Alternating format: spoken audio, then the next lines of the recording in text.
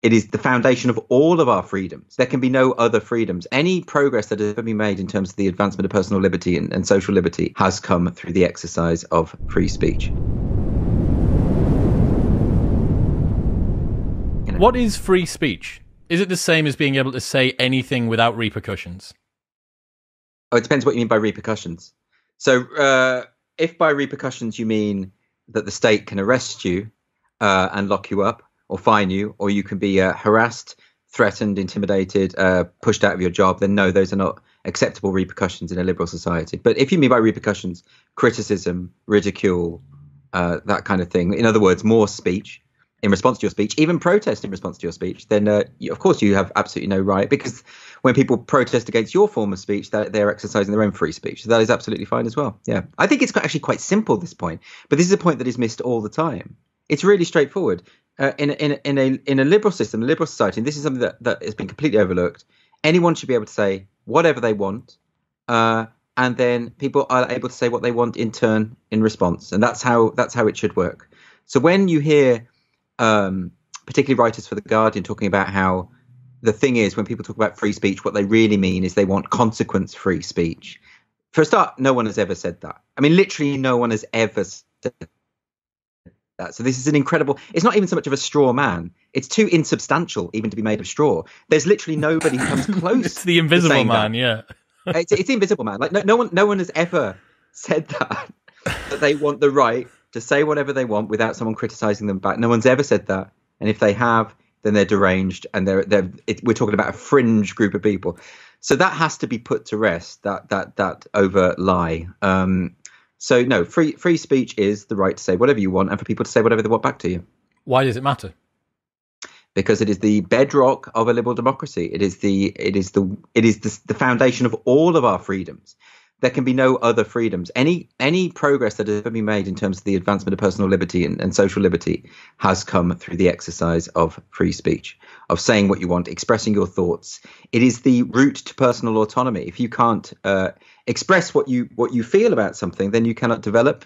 We cannot innovate without free speech. There can be no innovation. There has never been innovation without the freedom to say what you want, and particularly to say controversial things. That's how innovation happens. You can't reason without speech, because the very act of reason is typically a collaborative effort. The way that we evolve and learn is through discussion with other people and expressing ideas and getting it wrong and making mistakes, and all of that is part of it. So it is the linchpin of absolutely everything that we value if we value freedom. And that's why it is alarming to me that people are so cavalier about it. I mean, you hear a lot of people online when they want free speech skeptics, I call them, when they call it freeze peach, that really original pun. And they sometimes have an image of a peach frozen in an ice cube. They say, "Oh, look at you with your freeze peach." For a start, it's the most unimaginative. I mean, they should be banned just for criminal unoriginality, right? But they say this stuff.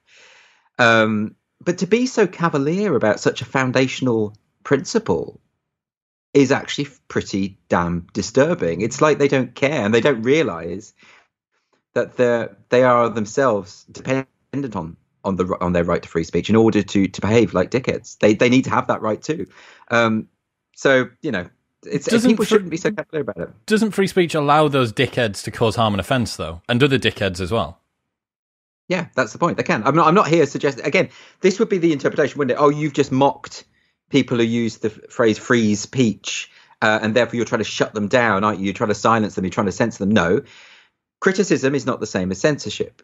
I often think that people who mistake the two must be doing so willfully. They have to be. I mean, how else could they? Everyone knows this.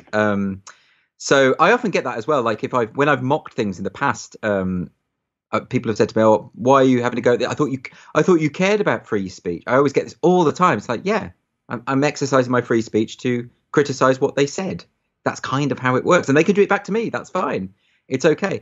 I think one of the reasons I wrote the book is fundamentally there are so many misconceptions around free speech, that so many basic misconceptions, that really people should have learned about a long time ago, and you're always having to fend them off. And I'd just like to put those things to rest. And I think people need to have a sort of more sensible conception of what is meant by the concept of free speech. And so most of the arguments around this topic are dealing with straw men, and they're dealing with misconceptions. And so if you can just get beyond all that detritus, then we can have a discussion about the actual issues, because there are some very difficult issues surrounding the topic. But we're not going to get anywhere if people don't know what free speech means. So that's one of the reasons I wanted to.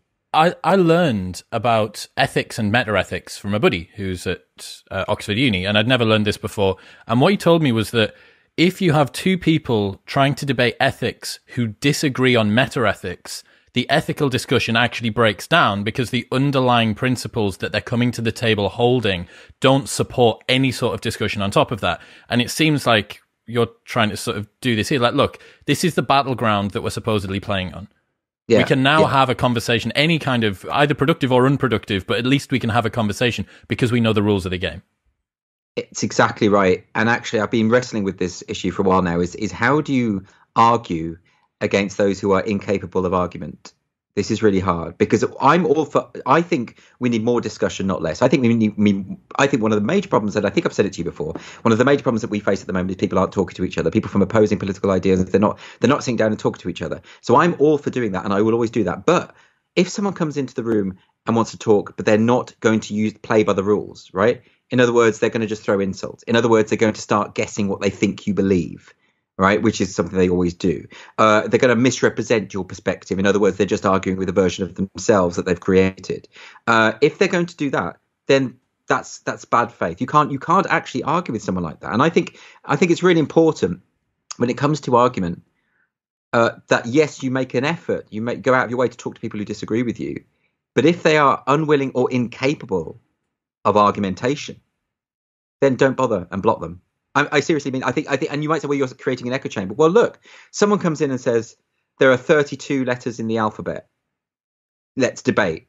Well, I'm not going to debate that person, because it's clearly not the case. And if they absolutely refuse to accept the basic premise, you just can't go any further than that. I had this the other day where someone on Twitter was on at me saying, saying everyone in this country just accepts that, or just uses they all the time as a singular pronoun, right? We'd already passed the point of, where you do it if you don't know the gender of the person.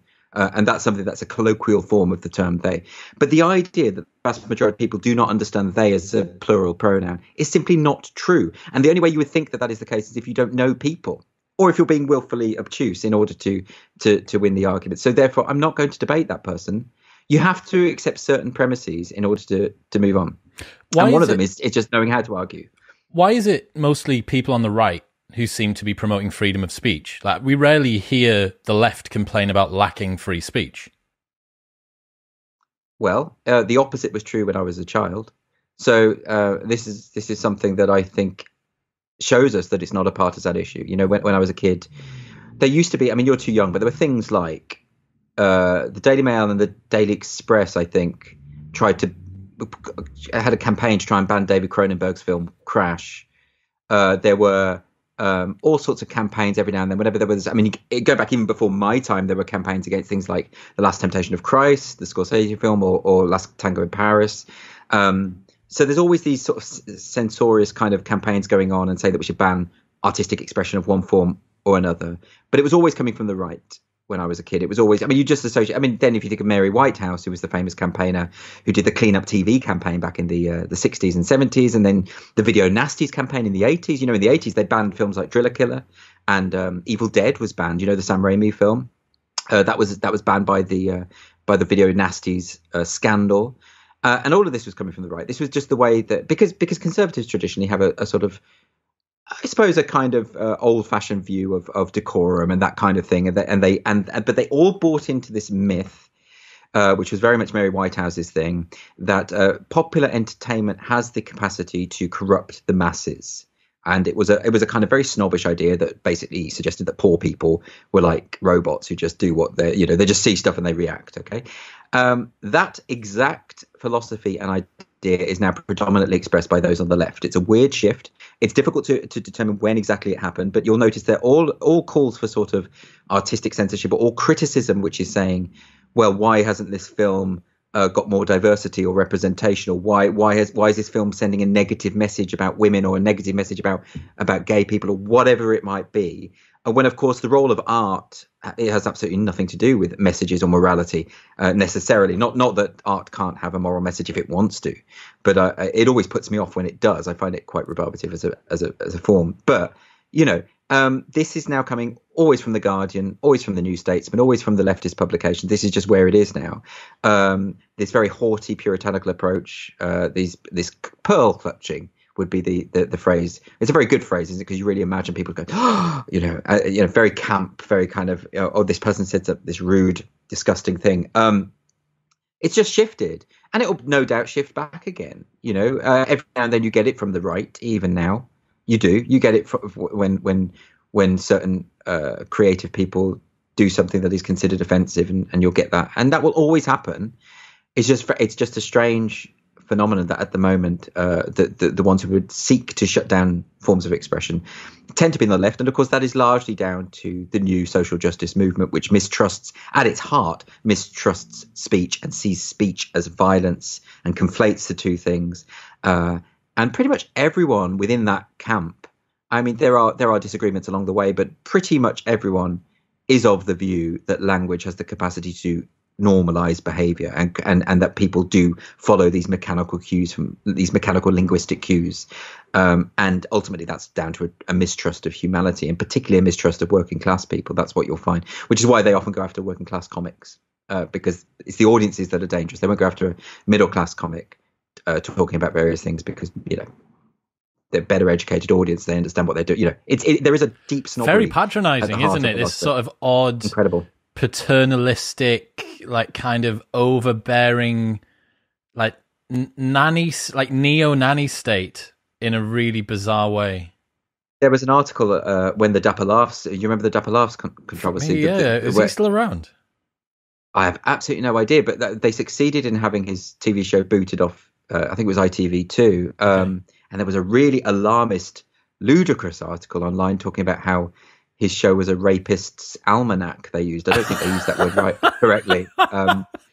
But it was absolutely insane. And actually, the whole article was hilarious because he'd obviously gone through his thesaurus and just tried to sound as learned as possible, but actually, by doing so, came across as incredibly unlettered. But when he wrote this article, and people, but it wasn't just that he wrote I mean, you can have some maniacs writing articles about this sort of stuff, but so many people bought into it, and even comedians I know signed this open letter saying we should have this banned. It was a weird moment, although I have to say some of those who I know who did that now regret it. But of course, the idea, it was really because Dapper Laugh's audience were working class, and this idea that they would watch him picking up girls and being a cheeky lad or whatever. I mean, look, it's not to my taste. I don't even know what it was. I watched a bit of it and I thought it's not for me, But I don't think for a second that some working class guys are going to watch it and think, all right, I've got permission now to go out and commit some sexual assault. Incredible. This it is just patronizing, isn't it? It is just a fear of people who aren't like you. It's because, believe it or not, it doesn't matter what class you come from. Everyone knows the difference between a joke and real life. And even if it were an outright instruction to behave badly, people do have agency. They do make decisions. They don't just do things because someone tells them. But this is a belief that we can't get over because it's so ingrained now. It's everywhere. It comes down to even in Parliament, when Boris Johnson was using the metaphor of the surrender bill, and you had all these Labour MPs saying that your language is normalising violence. People are going to hear you using military metaphors. Well, political language is full of military metaphors. Conflict, we go on to fight, we need strength, all of this sort of stuff. But it's interpreted as incitement, right? Well, again, this is based on a very patronising view of humanity. It's not true. Did you see Miley Cyrus drop herself in it with her preference remarks showing underlying transphobia? I didn't. Why don't you fill me in on that one? I'm not up on my Miley Cyrus gossip. Let me tell you. This is in out.com by May Rude. Not sure if that's a real name. So this is the gay press. Is out.com the gay press? It will. Well, it sounds a bit gay. That's only you can say that. Miley Cyrus is making waves with new comments about her sexuality. In a new interview, she not only says that she prefers women to men, but also attempts to explain why.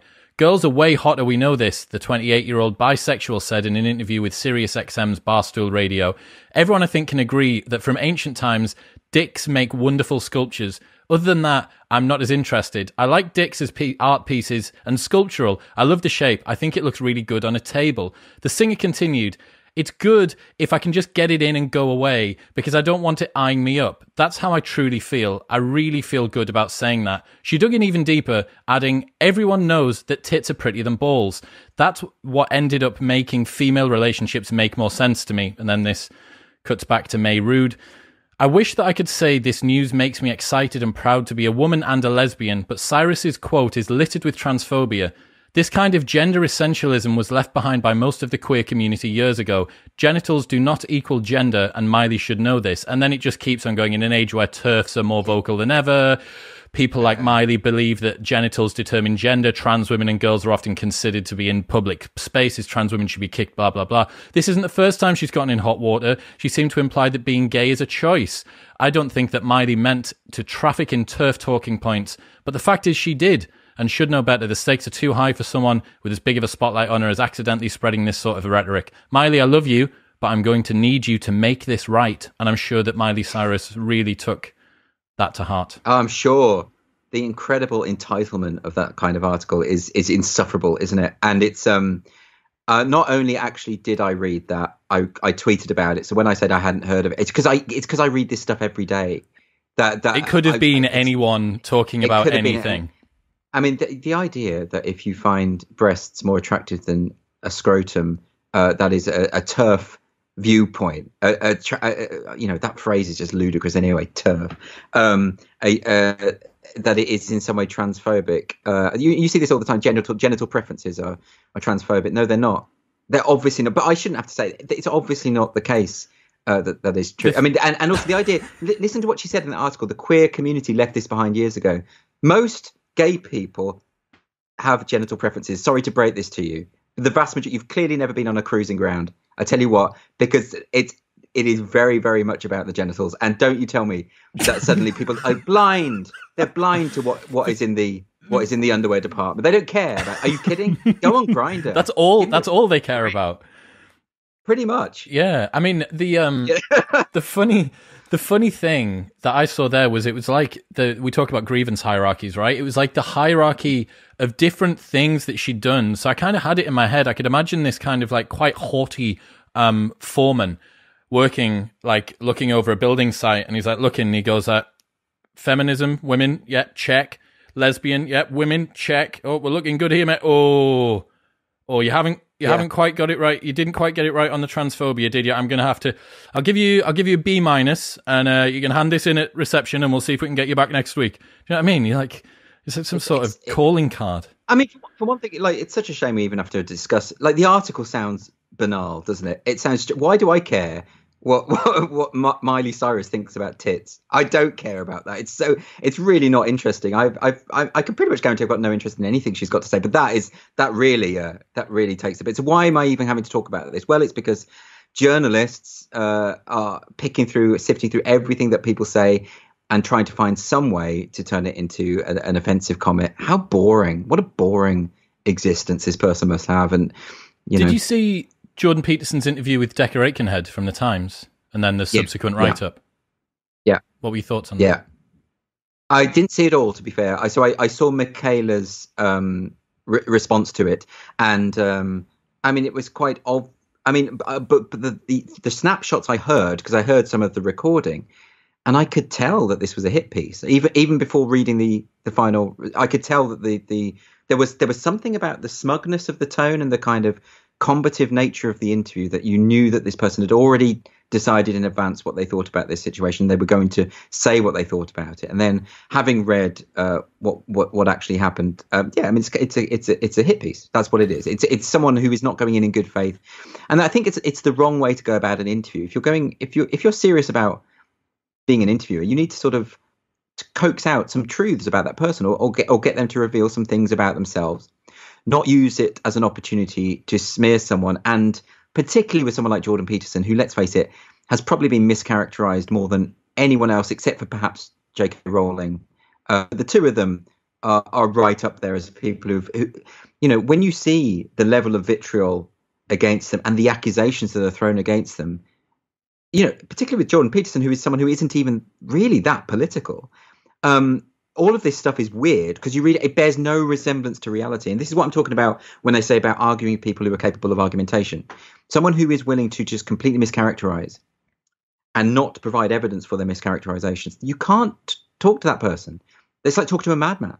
There's no point in debating someone who's literally in living in their own reverie, their own vision of what the world they would like the world to be. And that's unfortunately where you are with someone like that. I've been in discussions with people online about J.K. Rowling, talking about all the transphobic things she said. And whenever I've said, can you quote me something transphobic she said, they never can. Well, I mean, and the fact that they never can. Look at Jordan Peterson. Same thing. Same thing. Right, exactly. Same Precisely thing. The same thing. Well, in a sense, it's worse because you have most of his old lectures are online, so you have a verifiable record of a man whose opposition to tyranny in all its forms, including Nazism, could not be better documented. So the idea that then you can then say, "Oh, he's supportive of Nazis," it's not even something you can debate because it is just so fundamentally the opposite of the truth. There's no point in getting involved in that, So it is infuriating, but that's the point which you have to say, no, right, I'm stepping back from this conversation. This isn't someone.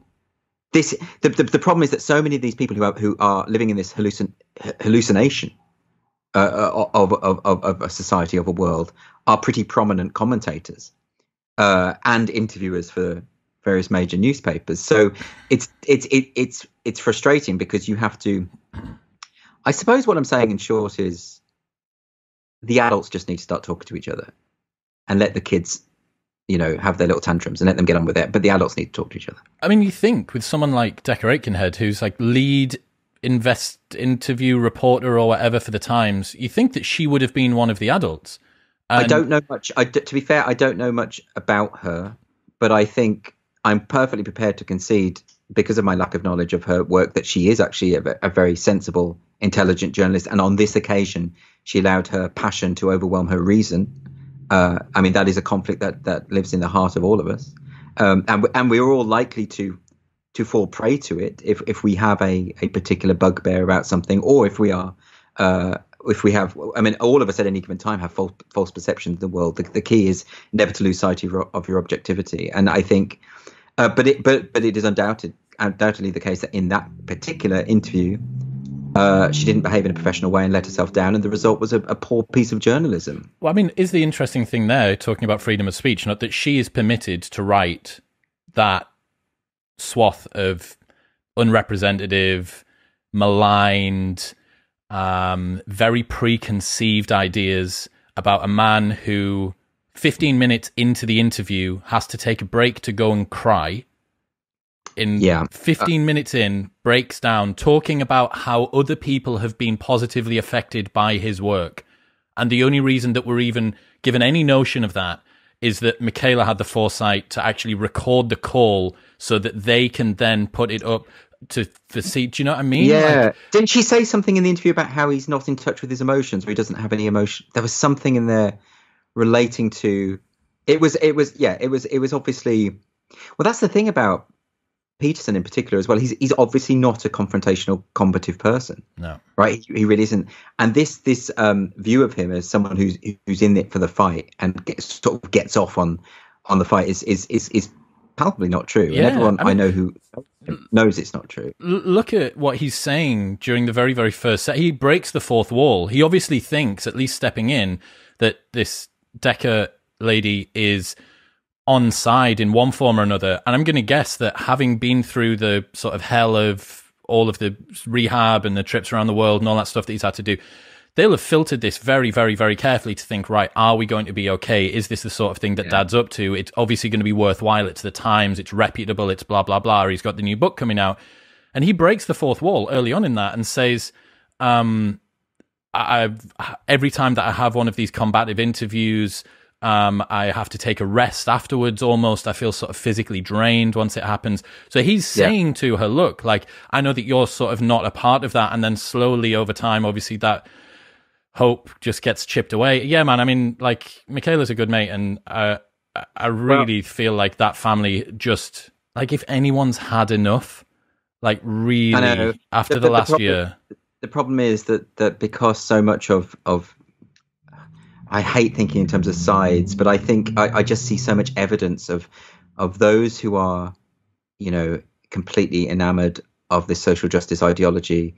They're very quick to dehumanize people. They're very quick to demonize. I mean, they to the extent that they don't care if people die and will gloat if someone dies who doesn't agree with them. And that to me is an inhuman way. You've lost your humanity. As soon as you start doing that, you're not really a human being in any serious sense in terms of your emotional capacity. You're like you've made yourself ironically into the sort of a version of the person you're projecting onto these other people, and that is very sad. And I think the sheer cruelty of someone who can see someone who's obviously been through serious medical problems and yet you want to kick them when they're down is it is actually unfathomable to me. I can't imagine ever getting myself into the sort of place ever where that would be the sort of thing, man. Like that type of journalism, that sort of like very, I don't know, like if Piers Morgan lost 50 IQ points and was 20 years ago, like that's the sort of,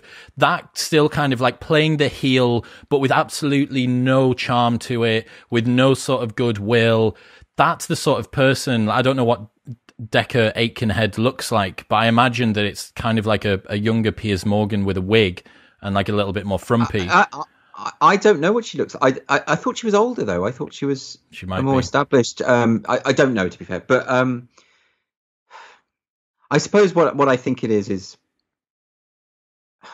yeah. I mean, it depresses me when I think about the way in which people allow themselves to become these monsters, which is what unless you have empathy's got to be the bottom line. Unless you. And I think because politics has become so tied to identity now, that it means that if someone is challenging your worldview, instead of welcoming that, I mean, you should welcome it. And instead of welcoming it, you see that person as as someone who is the embodiment of evil, someone who is therefore threatening your identity, who you are, and committing violence simply by disagreeing with you. Then it's very easy to get yourself in a situation where you can see that person as less than human and expendable, and that is really at the heart of cancel culture, isn't it? This idea that if we could just get rid of these people who think differently than us, because something that Peterson himself talks about is the way in which, when you are challenged, it feels painful. It's a kind of if you have to change your mind and you get this shock of awakening, and it's a difficult process to be open-minded, to be a free thinker, to challenge yourself and be challenged by others. All of that is really difficult. But rather than accept that actually this is a positive form of growth, that kind of, those mini form of destructions are a positive thing for yourself as an individual, is to get rid of and eliminate any possibility that it could happen. It's tied up with the whole idea of the safe space culture, and the idea of them not being challenged and not being exposed to ideas that might make you uncomfortable. What they mean by uncomfortable is challenge you, make you a better person, make you a more interesting and well-rounded person. We have to, in a sense, start from scratch. All of this stuff has to, it means the universities, the schools, everything's got to basically start from scratch again. Because at the moment we are in this wilderness of tigers where there's no sensible discussions going on. Everyone's out to hurt each other. No one's wanting to listen. They're just having their own individual scraps with imaginary enemies. It can't go on forever. Does cancel culture exist? It's incredible to me that anyone would deny that it exists when the evidence is so overwhelming for it.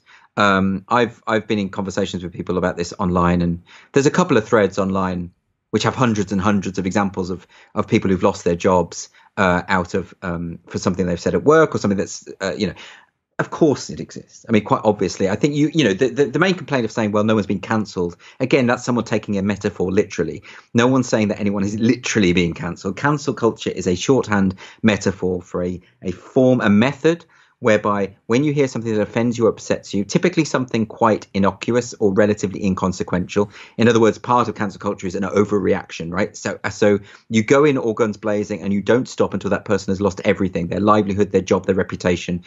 Absolutely, it's all got to go, because there can be no redemption, there can be no forgiveness. And this happens again and again. And the examples of it are so numerous that it is impossible to deny with a straight face that it doesn't exist. And yet people do. It's the same reason. I mean, people, I hate to say it again, but writers for The Guardian will continually say cancel culture doesn't exist because they are its chief practitioners. You know, remember, this is a publication that when Suzanne Moore wrote that article, which they all disliked, most of the staff wrote a letter of complaint to try and get her booted out. And then it's the same people who will say that cancel culture doesn't exist. Well, this is hardly surprising because the culture war is largely engineered and motored by people like the people who work at The Guardian. It's their culture war. This is the identitarian left's culture war. But they are the same people who will say the culture war is a right-wing myth. But they're the antagonists. It's nuts. But J.K. Rowling said loads of stuff. She hasn't been cancelled. Why is she not being cancelled? Well, you know the answer to that, Chris. She's a billionaire. And as we all know, cancel culture overwhelmingly affects poorer people. And this is the other major myth about it. You know, if you're a celebrity, put someone in the public eye who is financially secure, it's very difficult to cancel. You know, you can't cancel J.K. Rowling. She's the richest author in the world. You can, however, cancel Gillian Phillip, who's the Scottish author who tweeted in support of J.K. Rowling. So she lost her publisher and she lost her agent. That can happen because she's expendable. You can't.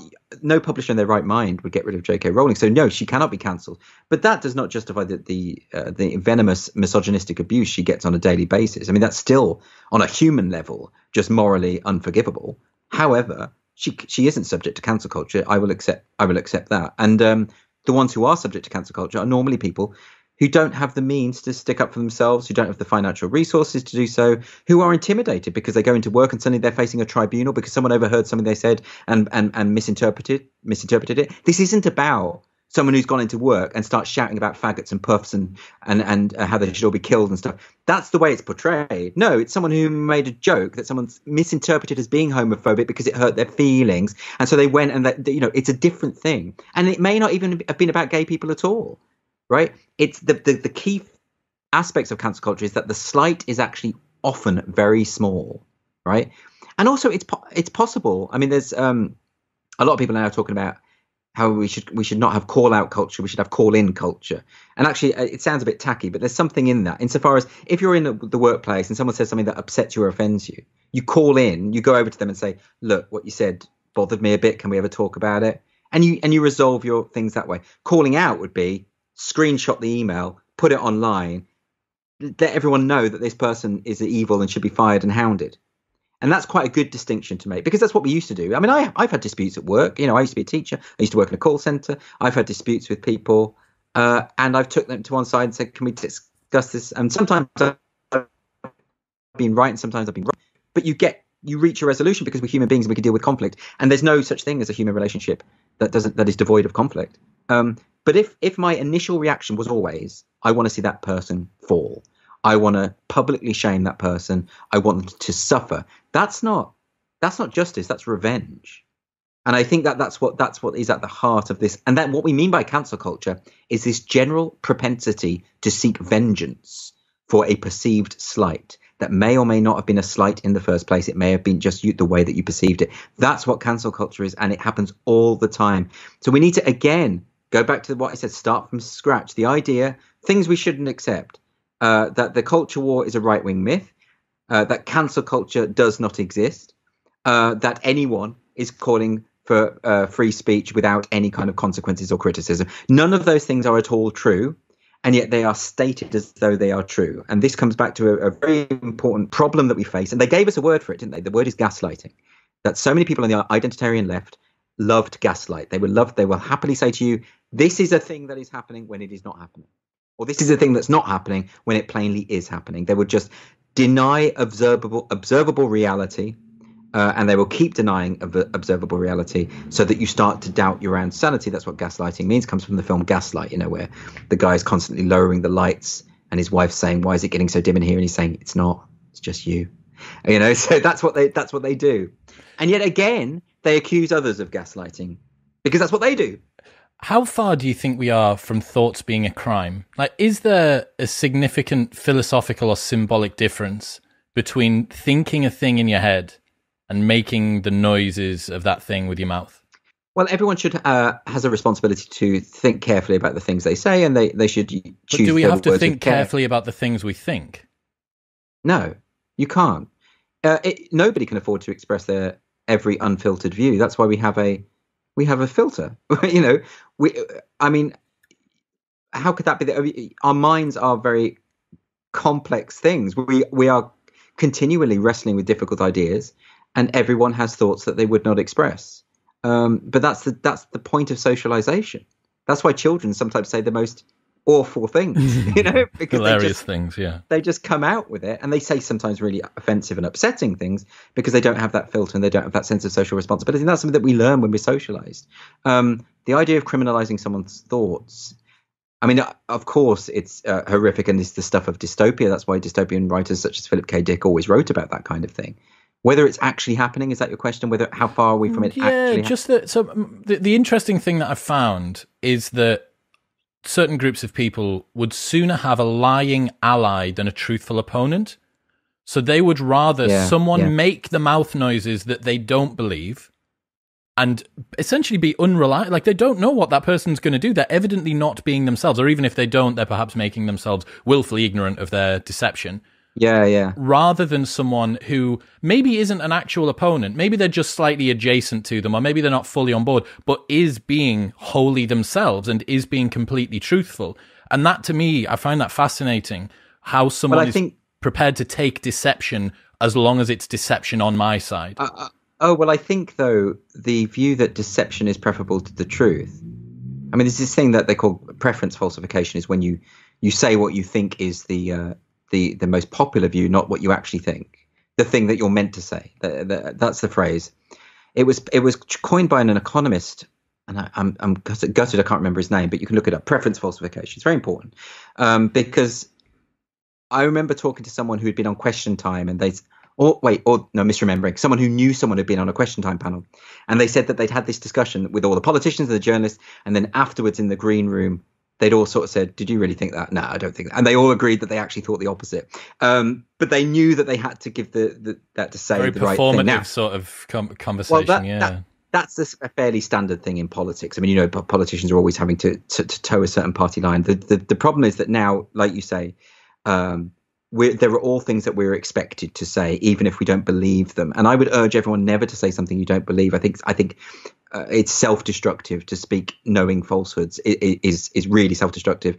Not only that, it means you don't know anyone. People don't know each other. I would rather know what people actually think. But I think the reason why, particularly the social justice left, would rather they lived in a world of liars. Firstly, I think it's because a lot of them are liars themselves, and they are willing to be colluding. Feel like they're in good company. Well, I guess it's just a kind of sense of the means always justify the ends. I think that's really what it's about. But also, I think additionally to that, it's about this idea that it's about their belief that language creates reality. It's that postmodern belief, or that everything that happens in the world is down to the words that are expressed. And as a result of that, if you have opinions that are, shall we say, objectionable, and those opinions are articulated, then they've escaped like a poison from a lab. They're like a virus, and therefore what happens is that changes society and poisons and infects society. And I think they genuinely believe that, as opposed to the truth of it, which is the opposite of that, which is that if you hear objectionable ideas out loud, you are able to engage with them and explain why they are wrong, or expose the people who are expressing it. All the other things which is how progress works. It's why we got over slavery in the 19th century through discussion and debate, and people wrangling with these then very difficult issues, but issues now that there's a complete consensus on, right? You don't reach that consensus without discussion. When I hear of people attempting to criminalize, particularly with the trans debate, attempting to criminalize the language that people use, misgendering, that kind of thing, or compelling speech, as Canada is now doing. When I hear that, I think you have learned nothing from civil rights movements. You've learned nothing. The gay rights movement never did this. They never suggested we should criminalize people who used words about gay people in a certain way, or didn't accept gay equality. We never had that. We had debate, protest, and we even had ridicule, and we had discussion and persuasion. Above all, we had persuasion, and it worked. Now you won't find many people who are against equal rights for gay people. The residual elements tend to be very religious, in fact. So again, progress is achieved through open discussion, and progress is stymied when people misrepresent their own thoughts for fear of the tyranny of the collective, this what you'd call peer pressure. where does the N-word fit into free speech? Recently, we've had this 67-year-old New York Times writer, Donald McNeil, fired for referring to the N-word. Isn't it weird that if he was a rapper and he'd said that, it would have been fine? Was the context of that he was quoting? I believe there was a recent example of someone quoting... referring to something else. Yeah, so I guess he's one level removed from saying it. Yeah. Well, I think the truth is that we all acknowledge that when I say that words and violence are two different things, I'm not saying that words don't have power, or indeed that words don't have baggage. And when you have a word that is so associated with the evils of slavery, and certainly a word that is favoured by racists, there's no getting around that. Then obviously, this is what I say about, people should think before they speak, because they should think not just about what they're saying, but how it is received. That's why clarity is always important. So having acknowledged that, then you have to talk about the intention of why the word is being uttered.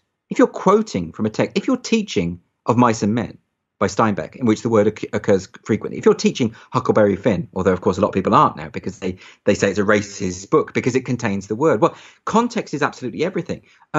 You couldn't, the book, let's take Mark Twain, let's take Huckleberry Finn, right? The book wouldn't work if that word was not there, because the work is a satire against, it's a book which is pro-racial equality. It is against those people, those hypocrites. Because you'll notice that the hypocrites in that novel are the adults who believe that they are Christian and good and righteous, and yet they endorse slavery. And it takes a child to see through the evil of slavery, right? That's the point. And that doesn't work if you sanitize the reality of what life was like for someone like Jim, for a character like Jim, right? It doesn't work. So to say that the book is racist simply because of the presence of a word that many people find offensive is to completely divorce. Firstly, it's a complete misinterpretation of what the text is about, but it's also to empower a certain word with this undue weight and say that the word in of itself is an evil word. Well, that's almost talismanic. That almost invested with the kind of significance. Words are all about intent because they're how we express our ideas about the world. That isn't. I think we should be very wary of an overreaction.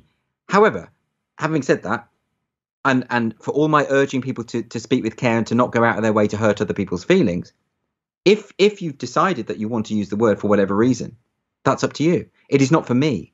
If I heard that someone using that word or any kind of racial slur authentically from a place of racial hatred, then I would know that's not the sort of person I want to associate with, and I will remove myself from that situation pretty quickly, or I will say something. If I feel I'm not going to get beaten to a pulp, I would probably say something to that person. I would complain. But if it's someone in a classroom quoting a poem, didn't it happen when someone was quoting James Baldwin? An academic was the best example I've heard was a teacher teaching Chinese to Americans, and there is a word in Chinese that sounds like the N-word. Right. And he's trying to teach them it phonetically. It sounds like that. I think it's maybe like CG or two C's instead. But right. it's close enough. Okay. Also, I mean, even just the fact, I get it, that word is loaded with baggage, and I have nightmares about accidentally saying it sometimes on a live stream or something. Not that it's a word that I can't remember using because I'm so terrified that if it gets into my lexicon somehow that it might just sneak out at a really inopportune time. You're not a rap fan. You're not a fan of rap. No, well, that's the thing. That's the other really fascinating thing, that if you're a rapper of any racial descent, you can say it. If you're a rapper, you're allowed to say that word as many times as you want. If you're Cardi B, it can be the majority of one of your songs.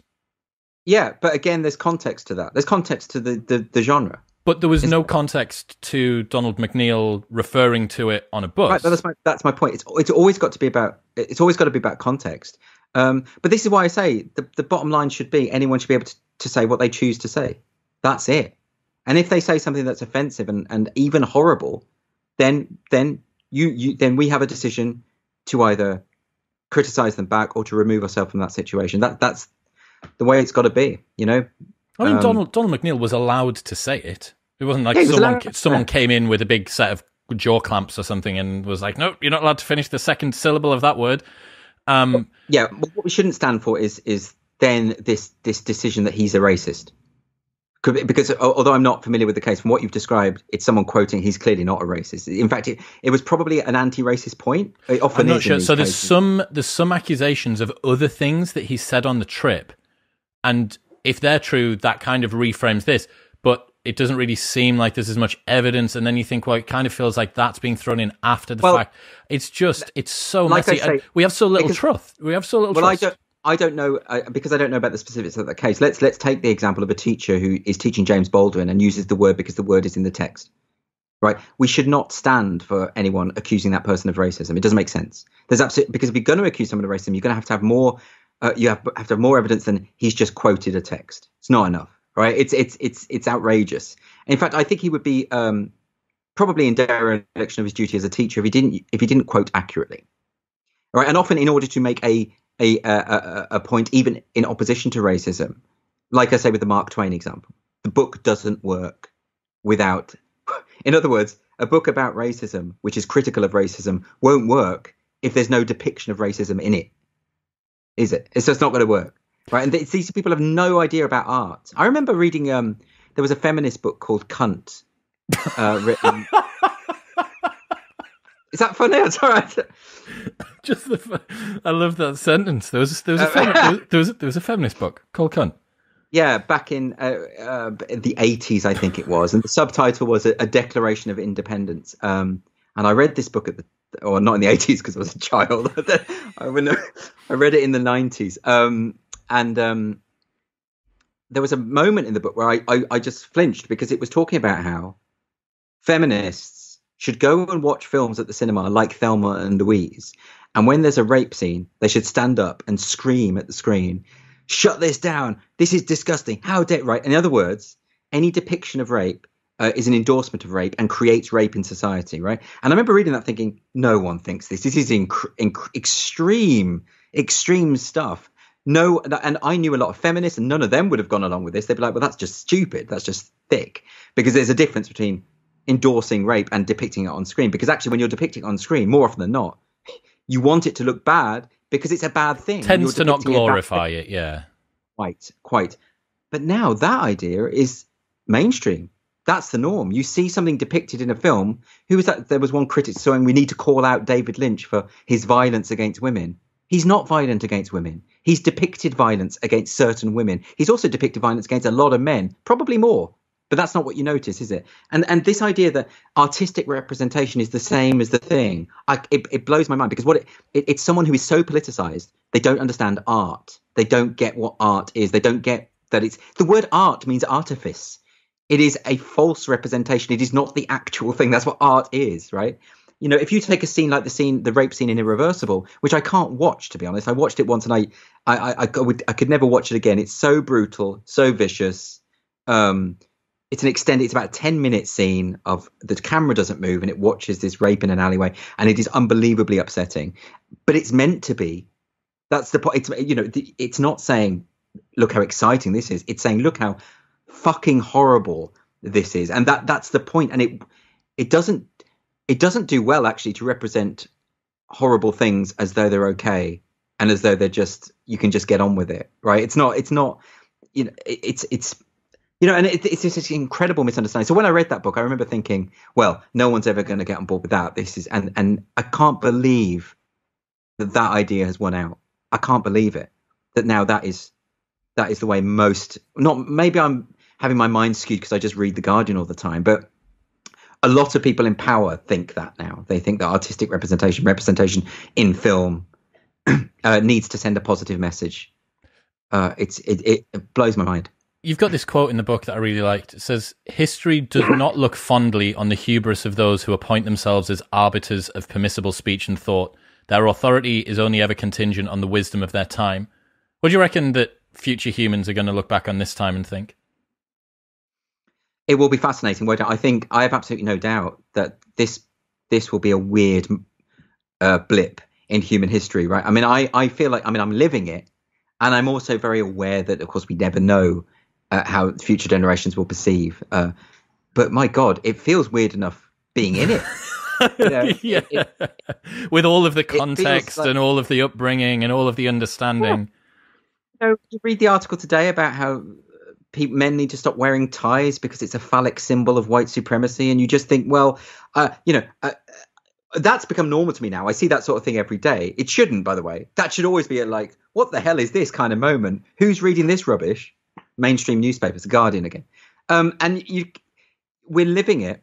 It's everywhere. I think ultimately in 100 years' time or so, people will look, they will see it as a pocket of hysteria. This was a moment of hysteria that people lived through, where everyone just started denying reality.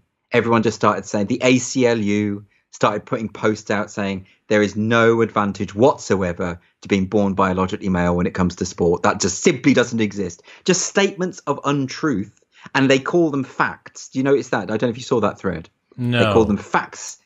Oh, the ACLU, the American Civil Liberties Union, which has basically become an identitarian activist group now, put out a list of facts. Debunked. We're debunking the myths. And one of the myths they debunked was the idea that there is any biological difference between men and women whatsoever. That's a myth that they're just debunking via Twitter. So well done.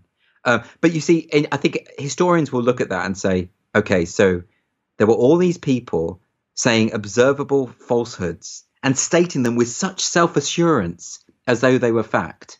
Well, religious zealots, in other words. And this was, not only did this happen, but governments and businesses and corporations and HR departments and the police and schools and teachers and universities echoed these same falsehoods, and everyone colluded and pretended that they were real, except for the majority of people who were standing there saying, what's going on? None of this is real. Why are you creating this fantasy land that we have to occupy? But that's what happened. But the powerful people sustained the illusion for this length of time until suddenly a thing called democracy won out. Until the Doyle party finally took over and rose to prominence, bearing their pitchforks and their rocket grenade launchers. Idea that I would ever go into politics. I've had a number of people suggest it to me. I never. No. Not at all. Well, why don't you start one? No, the Chris Williamson party. Mate, I've done far too many party drugs to be able to ever be. In fact, actually, that might be what gets me in. Maybe that is my routine. Maybe it's allowed. I think it's allowed these days, isn't it? Because most of the major politicians have admitted to some sort of drug use over the past. Fair enough. So that might be it. I mean, I couldn't do it because I was a stand-up comedian. Still am. Notice I use past tense there. It's because I'm in lockdown. Pre-COVID, I used to be a stand-up comedian. But there are no stand-up comedians at the moment, are there? But if you you could go through my old sets and take a quote out of context. You could do that with any comedian, and what politicians, they get such scrutiny over absolutely everything they've ever said. But that's not the real reason I wouldn't do it. The real reason I wouldn't do it is because I couldn't do the lying thing. I couldn't, if you're a member of a party, you have to follow the party line on certain issues. And I couldn't be in that position of not saying what I thought. I can't do that. I'm a terrible liar. Like, absolutely awful. And many of my ex-girlfriends will attest to that as well. You'll notice I said ex as well there. What are your thoughts on Trump being removed from Twitter? Like, is that a freedom of speech issue? So the question of big tech censorship, I suppose, is, firstly, we have to bring the argument up to date. So when you talk about how a lot of people say censorship is just the prerogative of the state, it's something the state does, that's an argument that's completely out of date, about 20 years out of date. The big tech companies operate this oligopoly. They dominate the predominant public forum, the predominant means of communication. They have more collective power than any nation state, but they have none of the democratic accountability that comes with it. We have to accept that they are in a unique position. If you're going to say to me that it is fine for them to determine the parameters of acceptable speech, when they not only do they own all of the major platforms for speech, they will shut down any competition in its nascent form, as we saw with Parler. So they'll say, go and set up your own platform. Someone does, they shut it down, right? So this is not, this is the reason why we have antitrust laws. We have it for a reason. We when certain small groups of companies dominate a market, there are measures put in place to address that. I don't see why it should be any different with big tech. I think when it comes to Donald Trump specifically, it terrifies me actually that these unelected billionaires can decide whether we get to hear from an elected president. the leader of the free world. That's a terrifying thing. The last people that should be cheering on the power of multi-billion-dollar corporations is anyone who is authentically on the left, because to be on the left means that you don't support those people, by the way. Sorry, this is sort of leftism 101. Read a book about this stuff. It's not difficult. It's absolutely nuts that this would be the case. That no leftist thinker going back beyond 20, because leftism has become dominated by identity politics now. None of these people are really left wing. But go back, even not even that long ago, and people would have laughed out loud. You went to a socialist meeting back in the 80s and said, yeah, we need Google to, I know Google didn't exist, but the equivalent of Google to stand up for to look after us, basically to be our parent. Do you think that he would have been removed if he was still going to be president for 4 years? Well, I always thought they were going to actually wait until he was out. And I knew they were going to nuke his account, but I thought they were going to do it like the day after he was out. I think that it just goes to show how brazen they're becoming. I mean, they now believe that they are more powerful than the president. They believe they're more powerful than politicians. Now, look, it's a straightforward thing. And you'll always hear it's a private company, they can do what they want argument. Okay, well, that while that is technically true, they absolutely can. I suppose they could also decide to not allow gay people on their platform if they want. I think they should face robust criticism if they decide to do that. And similarly, they should face robust criticism when they are editorializing on completely partisan lines. Let's face it, that's exactly what they are doing. So they do need to face not just criticism. There needs to be more than that. And I think the way you do it is frankly, because they are now behaving like publishers, they should not have legal protections. That's all it is. If they're going to be publishers, then they're like every other publisher, like every other media outlet and newspaper. They are responsible for the words that appear on their platform. End of story. Because every time Twitter gets sued for a libelous thing that's there, they say, well, we're not a publisher. We're a platform. We're not responsible for what we put out. Well, just change that. Change the rules. Change Section 230 of the Communications Decency Act. And the way you could change it, because obviously, that act was set up because of the proliferation of comment sections on news sites. It's unreasonable to expect anyone to be responsible for everything they fail to remove in a comment section. That's really unreasonable, right? So you need to have those protections. So why not just change that law so that they're responsible, so that it doesn't count for illegal content, say. So in other words, they can't be held responsible for, or libelous or illegal content, rather than giving them license, as it currently does, the way it's phrased. They have the license to remove anything that they just disagree with, or offends them, right? No, I think as soon as you're removing content because you politically disagree or because it offends your personal sensibilities, as happens all the time on Facebook and Twitter, then you are most definitely a publisher. You're editorializing. End of story. So I think that's the point at which we need to have some changes to the law, So by all means, if Twitter wants to say, look, we're a private company, we're opposed to free speech, and we will only allow these opinions. You can't have these other opinions, which is effectively what it does anyway now. For instance, gender critical feminists are routinely booted off because Twitter just doesn't agree with them, right? Well, if you want that kind of platform, then say what you are. Just say what you are and be honest and open about it. Don't pretend that you're for free speech, which they're not. Do you reckon Trump will run in 2024? I mean, I hate predicting the future because I always get it wrong. No, you always get it right, mate. Every time. The only thing that you've ever predicted on this show that you got wrong, I think, was. Oh no! You said that Biden was going to win as well. Yeah, so you did. No, but I think. No, I'm happy to predict, but I'm no Mother Shipton. I don't think I'm going to be right. Over here. Look, I think no. I wouldn't have thought so. I wouldn't have thought so. No. I mean, I could elaborate on that, but I don't think he's got the necessary support now within the Republican Party. So I just don't think he would get the nomination. But who knows? Who knows? My inclination, as two Englishmen talking about American politics, which this channel gets criticised for an absolute lot. I think American followers get really annoyed by this. Yeah, they hate it. Well, I mean, I put a video up with Carl Benjamin, the YouTuber formerly known as Sargon of Akkad, the other day, talking about AOC.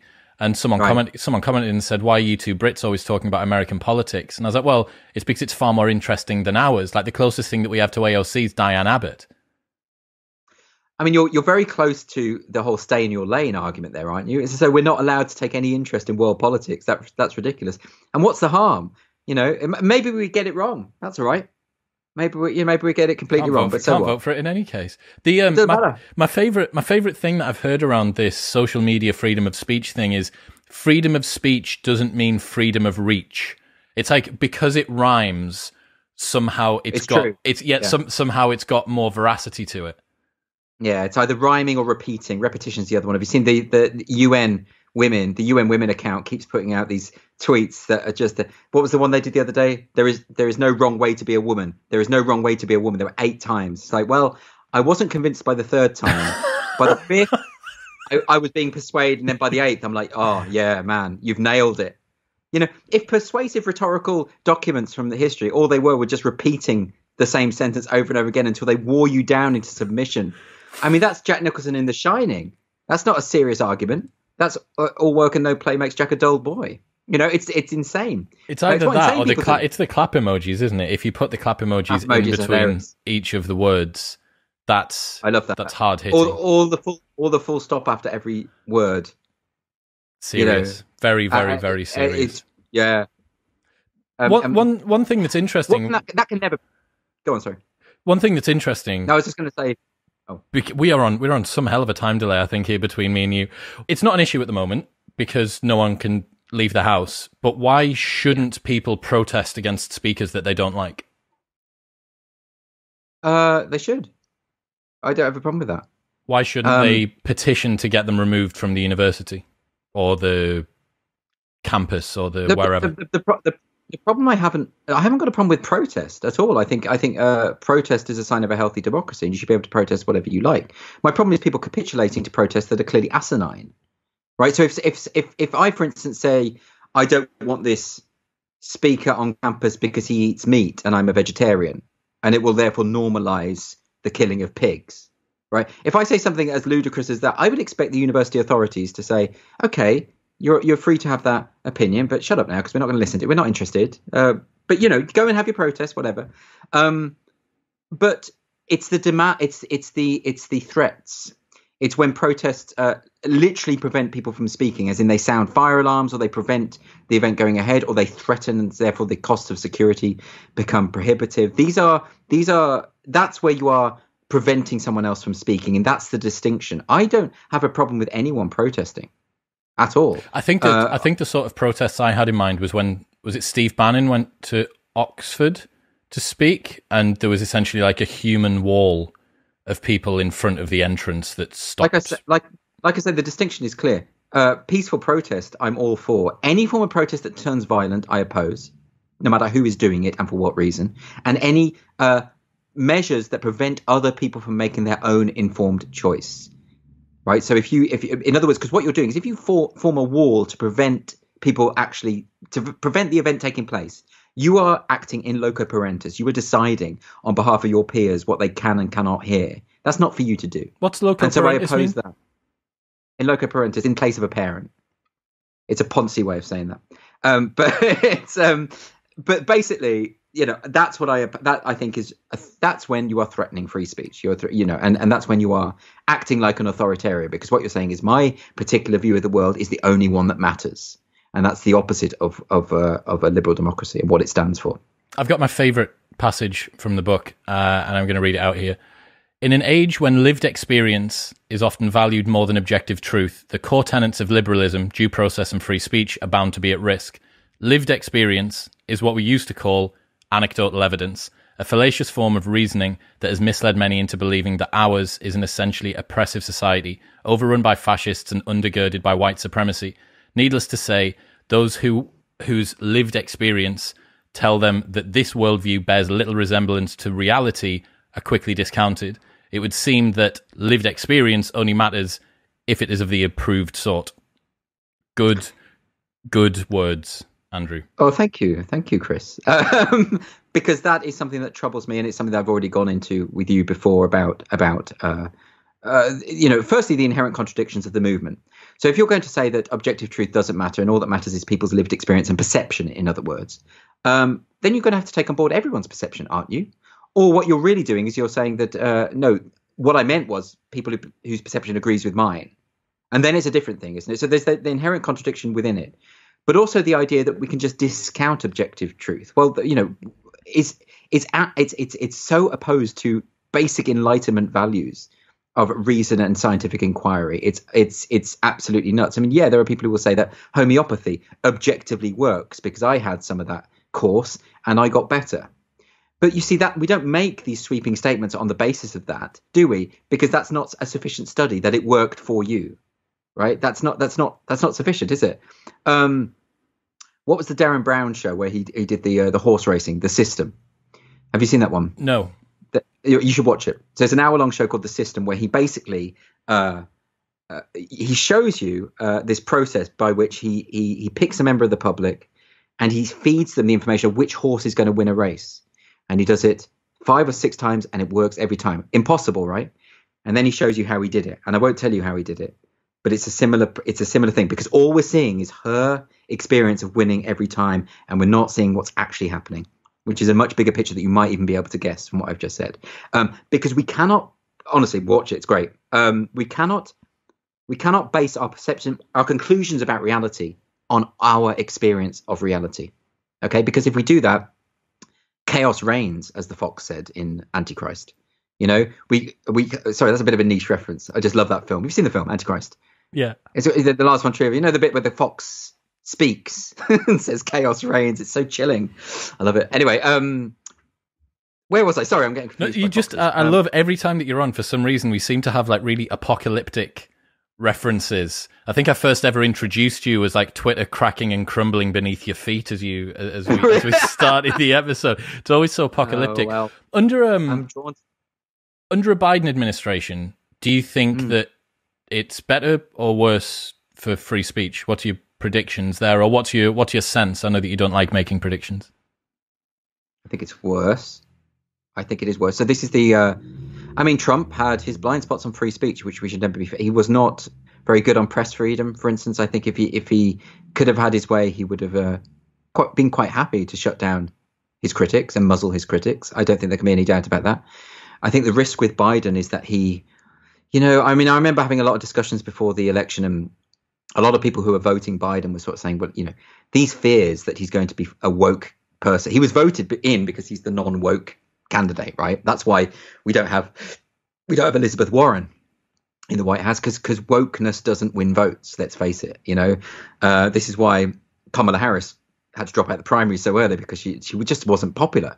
And so, and then a lot of people would say to me, well, that it's a false fear, but then within 2 days, a number of the executive orders are specifically woke executive orders, and you think, oh, hang on a minute, this is a bad thing. Wokeness and the opposition to freedom of speech go hand in hand. They just do, because as I've said, of this belief in the power of language to form reality, and that's really what it's about. So I don't think. Firstly, also, I don't think Biden and his administration have any appetite to address the problems of big tech censorship, because big tech is on their side. At the moment, it's very myopic, because if you go into the future, they should be thinking long term here. They don't want to set these kind of precedents. So there's that. There's also a movement, as you know, in America, to have the First Amendment changed, amend the amendment so that hate speech is not protected speech.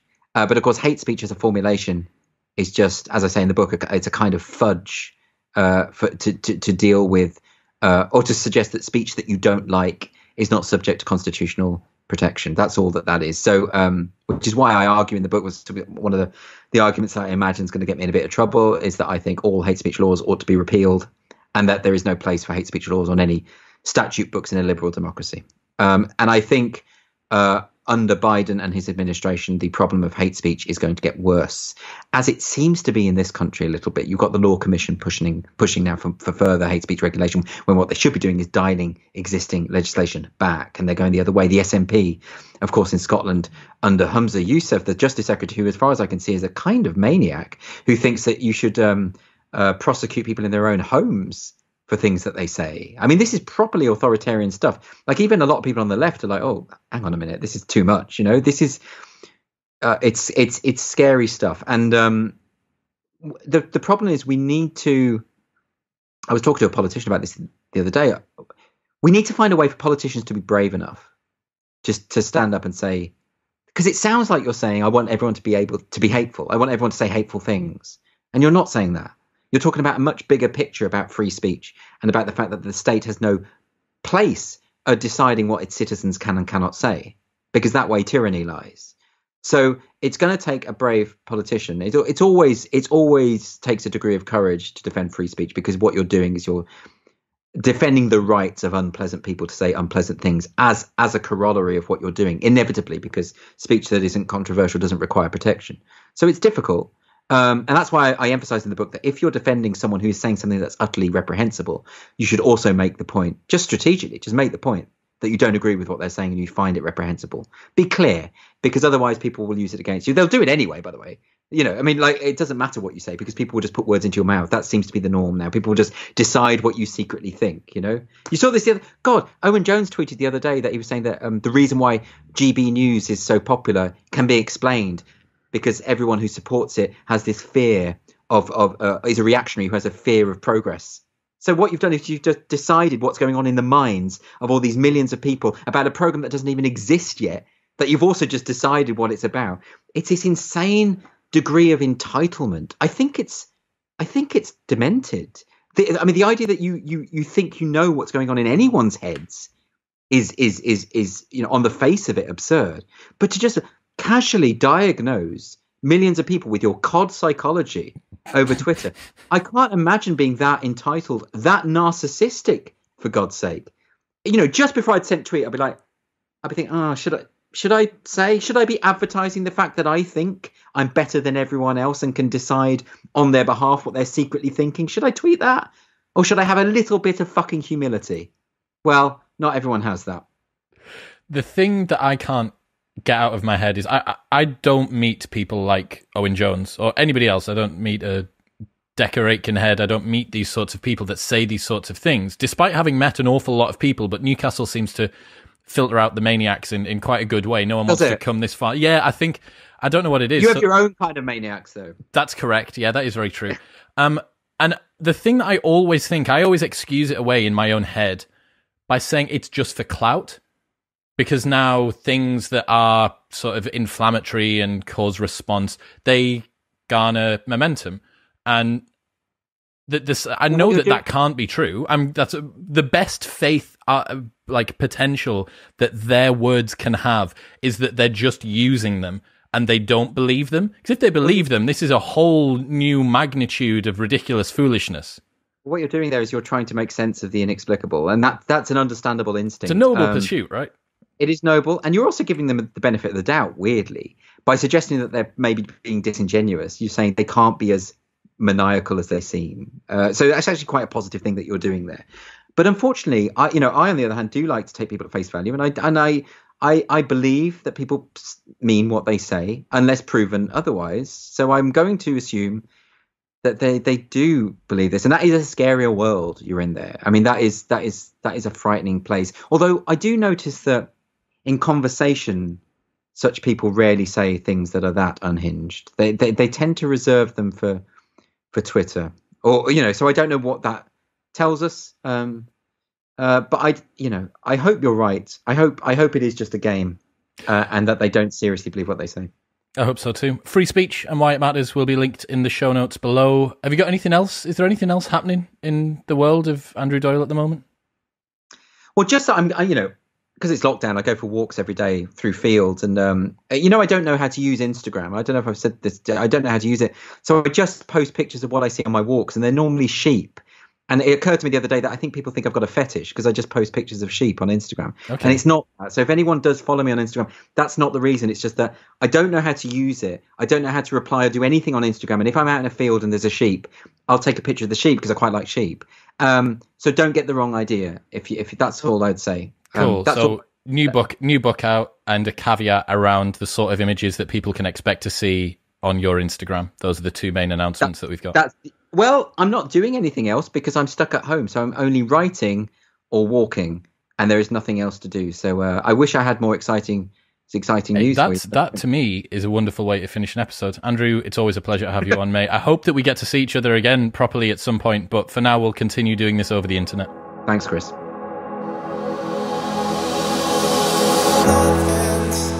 Yeah. of